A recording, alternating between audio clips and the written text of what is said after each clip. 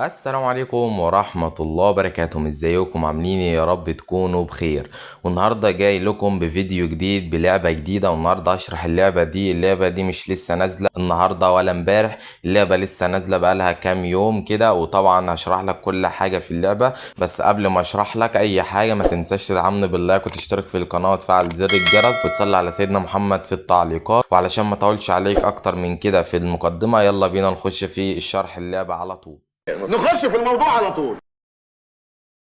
وطبعا يا صديقي هسيب لك رابط اللعبة في صندوق الوصف في اول تعليق مثبت، وعلى قناتي على التليجرام. لو انت مش مشترك في قناتي على التليجرام هتلاقي رابط القناة بتاعتي في صندوق الوصف.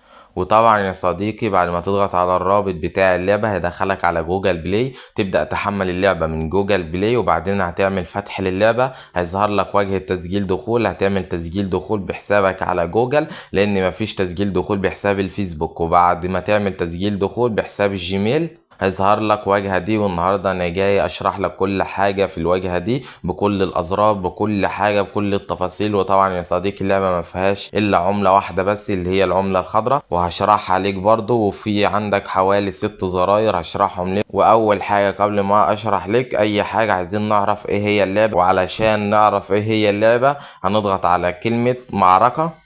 وطبعا يا صديقي هيظهر لك الواجهة دي، فعايزك تاخد بالك كده من كام حاجة موجودين في الواجهة دي. اول حاجة علشان تعرف ان ده بيتك وده بيت العدو، فطبعا اللي هيهدم بيت التاني الاول هو اللي هيكون كسبان. فانت علشان تهدم بيت العدو لازم تجيب محاربين، وطبعا علشان تجيب محاربين فلازم يكون معاك لحم واللي هو موجود ده. وطبعا علشان تجيب لحم من الموجود ده لازم تنتظر لحد ما تجمع اللون الاصفر ده يكون متجمع كله في زرار بتاع اللحم علشان تبدأ تاخد لحمة واحدة فقط. تمام. اما لو انت عايز تجيب 10 من اللحوم مرة واحدة فتقدر تضغط على الكلمة اللي موجودة فوق الزرار ده اللي هي اسمها 10 لحوم، فطبعا هيظهر لك اعلان، وبعد ما تسمع الاعلان هتاخد ال10 بتوع اللحوم على طول. وبعد ما تجمع اللحوم طبعا انت عايز تجيب بيهم محاربين، فهتلاقي فيه زرار في ريح زرار بتاع اللحوم على طول ده بتاع المحاربين. وطبعا لو ضغطت عليه هتبدأ تاخد محارب واحد فقط بحسب العدد بتاع اللحوم اللي موجود تحت المحارب. يعني مثلا المحارب ده موجود تحته 3، فهتقدر تجيب 3 من اللحوم وتاخد مقابلهم واحد من المحاربين. وطبعا المحاربين دول بتطوروا، وافهمك كل حاجة برضو في الفيديو ده. فطبعا لو ضغطت على كلمة المحاربين زي ما قلت لك هيطلع لك محارب واحد بحسب العدد اللحوم اللي موجود تحته. وبرضو خلي بالك من حاجة، ان قوة البيت بتاعتك موجودة فوقها 2، وقوة بيت العدو موجود فوقها 500، يعني البيت العدو اقوى من بيتك. وطبعا يا صديقي بعد ما خلصت المستوى ده بيقول لي تم تجميع 12 من العملة الذهبية، واقول لك ايه استخدام العملة الذهبية دي لان استخدامها مهم جدا. طبعا لو انت عايز تضرب ال 12 دول في 2 وتاخد 24 من العملة الذهبية فتضغط على كلمة مطالبة، فهتشاهد اعلان وبعدين هتاخد ال 24 من العملة الذهبية. اما لو انت عايز تحصل بس على ال 12 تضغط على كلمة الحصول على 1 اكس. طبعا انا هحصل عليها علشان ما اطولش عليك يعني في الفيديو وكده. هضغط على كلمة احصل على 1 اكس اللي هو واحدة بس. وطبعا يا صديقي بكده هكون خلصت المستوى. وطبعا خلي بالك من حاجه، سواء انت كسبت او خسرت فكده كده هتكسب برضه، يعني هيديك هديه في الاخر، هيديك لا من العمله الخضراء لا من العمله الذهبيه، او هيديك من العملتين العمله الخضراء والعمله الذهبيه. وطبعا العمله الذهبيه دي ما بنسحبهاش زي ما قلت لك برضه. وطبعا يا صديقي بكده نكون عرفنا ايه هي اللعبه. دلوقتي بقى تعالى اشرح لك كل الزراير اللي موجوده دي. طبعا انت عندك 5 زراير موجودين في الاسفل اهو. اول زرار اللي هو موجود على اليمين في الاسفل ده نضغط عليه، فطبعا ده الزرار بتاع دعوه الاصدقاء. فطبعا علشان انت تقدر تكسب فلوس من دعوه الاصدقاء وصديقك يقدر يكسب فلوس عشان انت دعيته من دعوه الاصدقاء، عشان تدعي بقى صديق وتكسب فلوس هتضغط على كلمه دعوه الاصدقاء. بكده هتكون نسخت الرابط اهو. بتبدا تبعت الرابط لصديقك، وصديقك اول ما بيبدا ينزل اللعبه ويبدا يلعب تبدا انت تكسب فلوس. طب لو صديقك اللي انت دعيته انت عايزه يكسب فلوس فهتكسبه فلوس ازاي؟ بص يا صديقي، في حاجه اسمها رمز الدعوه الخاص بك، فهتضغط عليه زي كده اللي هو الرمز ده الكود ده، يعني هتضغط عليه بعدين بتبعت الكود ده لصديقك. صديقك طبعا بيخش في نفس الواجهة اللي احنا فيها دي وبيضغط على الزرار اللي هو اسمه تفعيل اللي هو اسمه الدعوة ده، هتضغط على كلمة تفعيل. وطبعا هنا هيدخل كود اللي انت بعته له زي كده وتعمل حسنا وبعدين تعمل تأكيد. وطبعا ده علشان الكود بتاعي فمش هينفع ان اخذ الهديه بتاعته. تمام، فانا هعمل تاكيد واعمل على علامه الاكس ده، وبكده تكون عرفت ايه هو استخدام زرار دعوه الاصدقاء. طبعا في زرار بعده على طول اللي هو بتاع البطاقات ده، هتضغط عليه برضو. وطبعا زرار البطاقات دوت في حاجه في الاسفل اهوت بيقول لك 10 بطاقات بيساوي 950 من العمله اللي هي الالمازه، وبطاقه واحده ب100 من العمله الالمازه. وطبعا انت بتجمع العمله الالماظ، هقول لك بتجمعها ازاي برضو. تمام، انت طبعا انت المهم اللي انت بتاخد البطاقات دي، وهقول لك استخدام البطاقات دي ايه.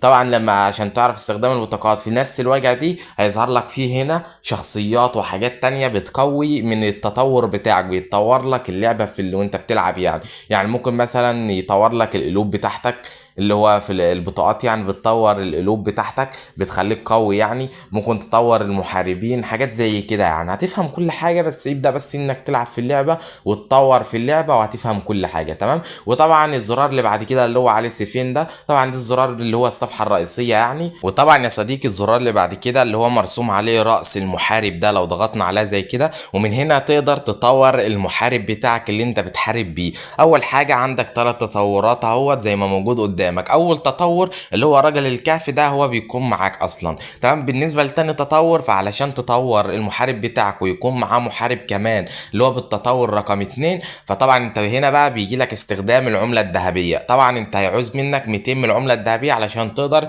تطور الراجل ده وتخليه للراجل ده. تمام، وطبعا الزرارين اللي تحت اللي هو اول زرار اسمه انتاج الغذاء، والزرار اللي بعده اسمه الصحة الاساسية. الزرار الاول اللي هو اسمه انتاج الغذاء فده بيسرع لك من انتاج الغذاء بتاعك اللي هو اللحوم يعني. اما بالنسبة للزرار التاني اللي هو اسمه الصحة الاساسية ده بيخلي صحة الرجل اقوى. وطبعا علشان تقدر تطور من ده فبتضغط على الزرار اللي هو موجود عليه 12 او الزرار اللي موجود عليه 49 حسب التطور اللي انت عايزه. فطبعا مثلا عايز اعمل تطور في انتاج الغذاء فاضغط على الزرار اللي هو عليه 12، وطبعا هيخصم منك من العملة الذهبية 12. وطبعا في عندك زرارين موجودين تحت اللي هو اسمه الترقية والتاني اسمه التطور. لو ضغطنا على الزرار اللي هو اسمه التطور وهنا بقى تبدأ تتطور العصر بتاعك، يعني انت مثلا في العصر الحجري فهتكون في العصر الزراعي وهكذا، يعني الحاجات دي كلها. وطبعا علشان تعمل تطور ده فهيخصم منك 2500 اللي هو 2.5K، يعني 2500 هياخد منك 2500 من العملة الذهبية وهيعمل لك التطور اللي موجود قدامك ده. تمام، وبكده اكون شرحت لك الواجهة دي. فاضل بقى الزرار اللي هو رقم 5 اللي هو الزرار المرسوم عليه تاج ده. لو ضغطنا عليه كده هيظهر لك الواجهة دي، ومن خلال الواجهة دي تقدر تجيب العملة اللي هي العملة الألماظة زي ما موجود قدامك اهو.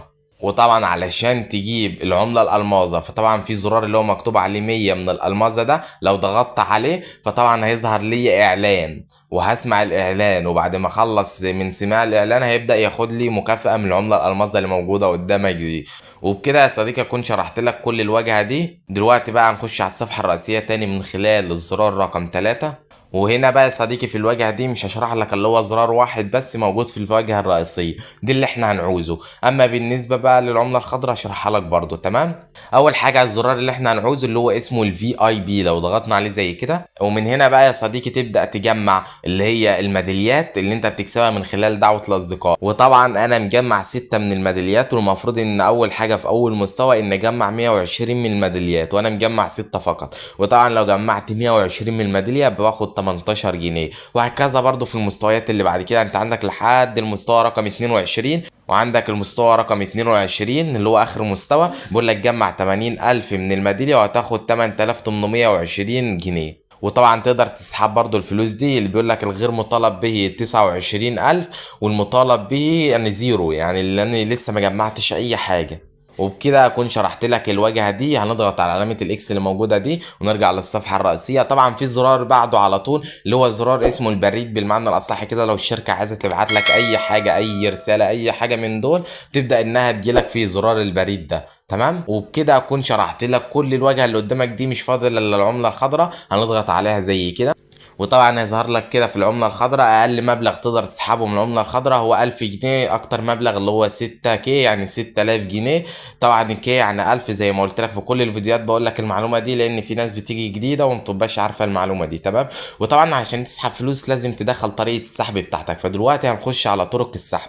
هنضغط على انشاء حساب وطبعا دول طرق السحب اللي موجودة في مصر. يعني انت ممكن تنزل من دولة تانية وتلاقي طرق السحب مختلفة عن طرق السحب دي، يعني حسب برضو في العاب بيكون موجود فيها الخاصية دي. تمام. طبعا طرق السحب اللي موجودة في مصر اللي هي فودافون واتصالات واورنج. وطبعا عشان انا فودافون فاضغط على الشعار بتاع فودافون كده، اللعبة اصلا مختارة ليا. طبعا هنا هيقول لي دخل الحساب اللي هو الرقم بتاعي، فبدخله هنا وبعدين بدخل الاسم، مش لازم اسم صاحب المحفظة يعني اي اسم. وطبعا في حاجة مهمة لازم تعرفها، ان هو هيخصم منك 2.5% هياخدهم ليه، يعني رسوم يعني للعبة. تمام.